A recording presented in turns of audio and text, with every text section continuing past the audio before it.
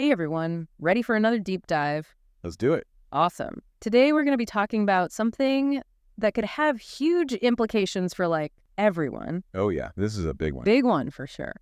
Okay, so have you heard about this whole BRICS currency thing? Definitely. And keeping a close eye on it. Yeah, it's Brazil, Russia, India, China, and South Africa, and they're thinking about ditching the US dollar and creating their own currency.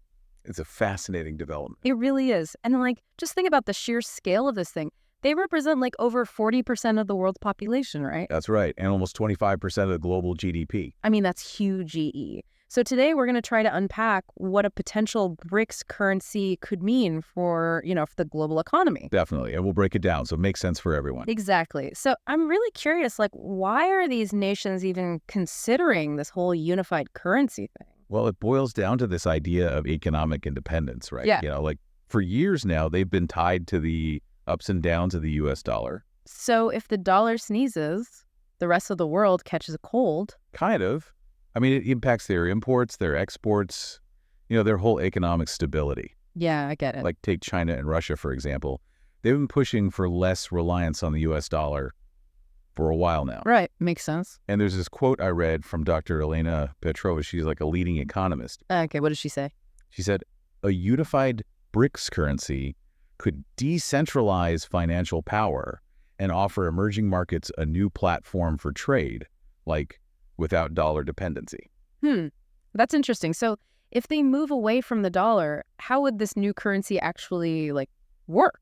Well, it probably wouldn't be a straight swap like the euro, at least not initially. Right. So it's not like everyone's just suddenly going to start using BRICS bucks or whatever they decide to call it. Exactly. I mean, it's more likely to be used for trade between the BRICS nations themselves, at least at first. Okay, so more like a regional thing to start? Yeah, precisely. And one idea that's kind of floating around is to back it with commodities. Commodities? Like what? Like barrels of oil and stuff? Yeah.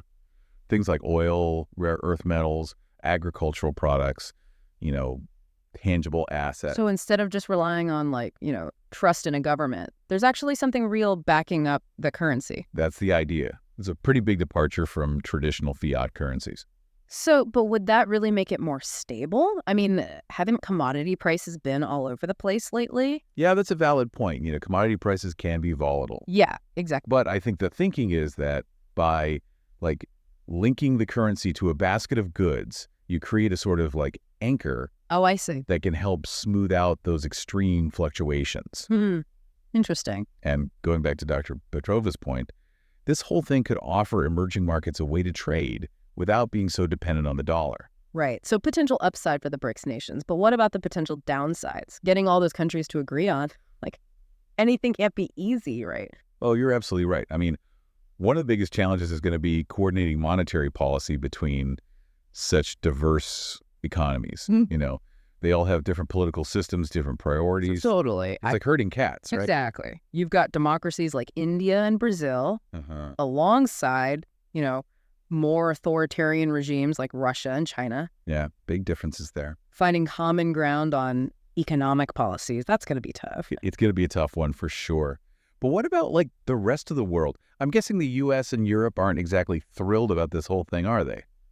Definitely a sense of caution from the West, no doubt. I can imagine. A new currency that rivals the dollar, that could really shake things up. Oh, yeah, for sure. Existing alliances, trade agreements, everything could be disrupted. Big time disruption. I mean, think about it. The dollar has been the top dog for decades. The global reserve currency, yeah. This is a potential power shift on a massive scale. Whoa, yeah. This isn't just about economics. It's about, geopolitics and global influence. You got it. And that brings us to you. Me? Yeah, you. How this could actually affect you personally. Okay, I'm listening. Because if a good chunk of global trade shifts away from the dollar, its value could take a hit. Oh, not good. So people are starting to think about what they can do. Yeah, should I be diversifying my investments? Should I look into gold or other commodities? What should I be doing? It's smart to consider those things, for sure. Okay, good to know. Keeping an eye on gold and other commodities makes sense because their prices could swing depending on how this new BRICS currency does. I can see that. Savvy investors are already factoring this in, getting ahead of the curve. Makes sense. But I guess this is just one piece of a much bigger puzzle, right? Absolutely. A very complex one. This is starting to feel like a real-life economic thriller. what would a world with a successful BRICS currency even look like? Picture this, a multipolar financial world Okay, I'm picturing it. where power isn't all concentrated in one currency or one region. Okay, that's a big change. Huge. Influence would be spread out more evenly across different economic blocs. So, like, not just the US calling all the shots anymore. Exactly. We could be looking at the rise of the BRICS. Whoa. But what does that actually mean for, for everyday people? Yeah. Like me? How would it affect our lives? That's where things get really interesting. Like if this BRICS currency actually gains traction, Okay. it could start to impact like everything, exchange rates, global trade patterns. Oh, wow. And then suddenly the cost of stuff we import could start fluctuating, Wait, so you're saying this could affect, like, the price of my groceries? Oh, yeah. Potentially even something as simple as your morning coffee could be impacted. Okay, hold on. How would a BRICS currency affect my coffee? All right. So let's say you're a coffee importer bringing in beans from Brazil. Right? Okay.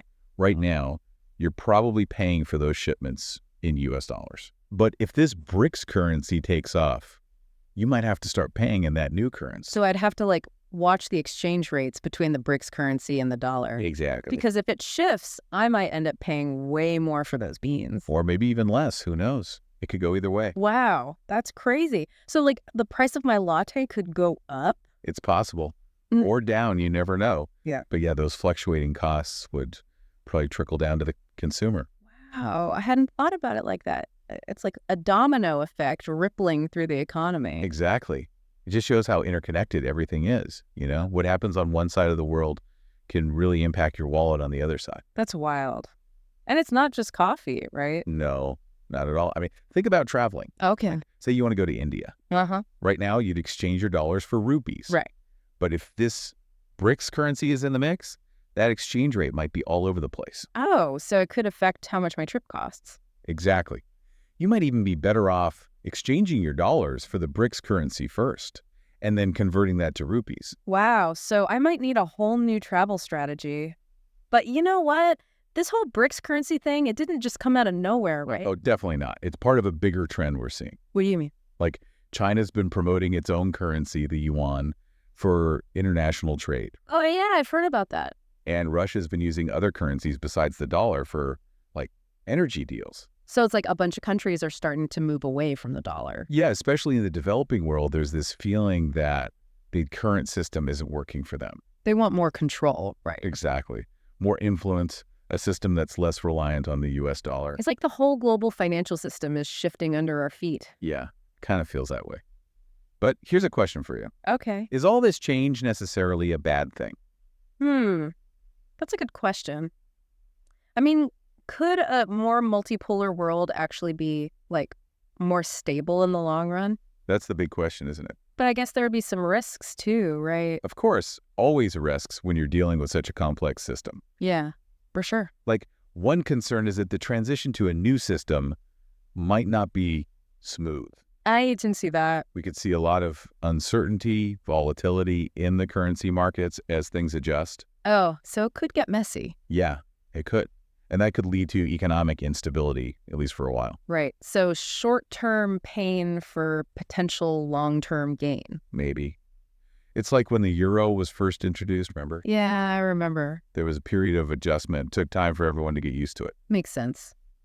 But I guess a multipolar world doesn't automatically mean everyone's going to get along. Right? Oh, definitely not. Yeah. You could still have different economic blocks clashing, competing for resources. Oh, so like economic warfare. Could happen. It's not a magic solution to all the world's problems, So it's more like a whole new set of challenges and opportunities. Real size. We're talking about a potential historic shift in the global financial system. And with any big change, there are going to be winners and losers. Exactly. And it's still too early to say how it'll all shake out. It's like we're all part of this giant experiment and no one knows what's going to happen. Great analogy. The future depends on so many things. Politics, technology, who knows? This is making my head spin. So much to think about. But like, why should our listeners care about all this? How could this actually affect them? It's about recognizing that the global financial system is changing, right? Okay. And this BRICS currency, whether it succeeds or not, it's a symptom of that change. I see what you're saying. It shows that emerging economies want more autonomy, more influence. So it's a wake-up call. Yeah, kind of. The world is becoming more multipolar, and understanding these shifts is crucial if you want to navigate the future. It's like we're all on this ship called the global economy, and we better understand the currents if we want to stay afloat. Love that analogy. And look, even if this BRICS currency never actually happens, just the fact that it's being talked about is a sign of the times, Yeah, the old order is being challenged for sure. New power dynamics are emerging. It's exciting. It's definitely a reminder that we can't just assume things are going to stay the same. The world's always changing. We got to adapt. Stay informed, be flexible. Right. You got it. This is a lot to take in. But honestly, I'm starting to feel like empowered, Oh, yeah, love that. It's like, okay, the world's changing, but I can be part of that change by understanding it. That's the spirit. And I don't have to figure it out alone, right? It's like tons of information out there. Oh, yeah, totally. Books, articles, podcasts like this one, experts who can help break it down. Okay, you've convinced me. I'm going to do some more research on this. Maybe even talk to an economist or two. Do it. Knowledge is power, especially when it comes to this stuff. You're right.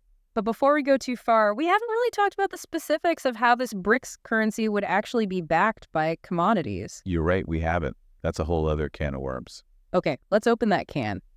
I'm ready to get into the nitty-gritty of how this whole commodity backing thing would actually work.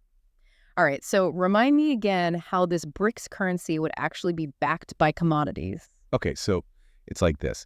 Instead of just trusting a government to, keep the currency stable, right? The value would be linked to a bunch of actual tangible assets. Tangible, okay. Yeah, things like oil, gold, industrial metals, stuff you could actually touch. Got it. So instead of just a promise, there's like real stuff backing it up. Exactly. It's like an anchor, An anchor? Yeah, like it could potentially help keep the currency's value from like floating all over the place. Okay, I see. So it's like a built-in safety net. That's a good way to put it. But how do you actually like tie a currency to these commodities? Good question. It's not like you can walk into a bank and say, hey, give me a barrel of oil for my BRICS bucks. Okay, I was kind of wondering about that. It's more about using the value of those commodities as a benchmark, Okay, so like a reference point. Exactly. So the idea is that the currency's exchange rate would be pegged to like a specific mix of these commodities. So if the price of those commodities goes up, the currency's value would go up too. That's the theory. It's all about supply and demand, just like with any other asset. Makes sense. But wouldn't that also make the currency super vulnerable to like swings in commodity prices? That's the catch. Commodity prices can be all over the place. Yeah, tell me about it.